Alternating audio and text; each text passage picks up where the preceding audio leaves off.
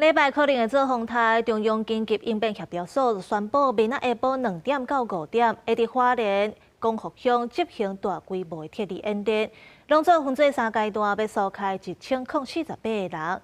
建议到救灾志工明仔载先卖入去光复乡的灾区。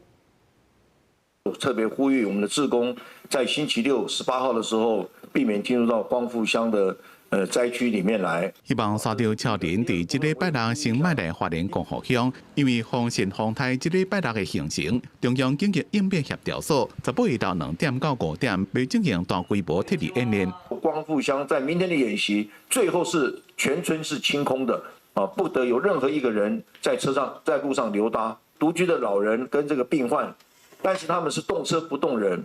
那第二阶段是平民的撤离，是动车动人。烟社湖警报系统响起的时候，开始做垂直疏散。总协调官桂连成讲，铁力计划分做3阶段，除了行动无方便的4大人加病人以外，光复乡1048人拢爱铁力到收容中心，依照无共情形发2种警报。日积月亮，雨量到达200毫米。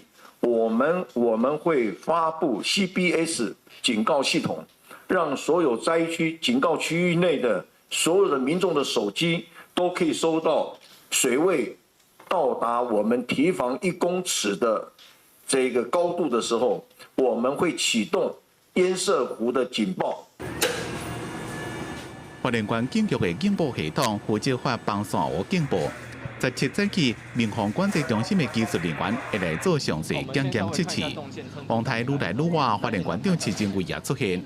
每一天早上8点、10点以及下午、晚上都开会，都在开会。对，我们都是不断合作无间。澄清外界批评伊无看的人，徐正伟也甲来花莲市都会内政部长刘世芳最近去收容中心看受灾民众。 关府伫最近也有行文和行政议，建议未来铁力计划应该取消随地避难，用疏散铁力。徐正伟讲，主要是帮山湖还佫伫咧。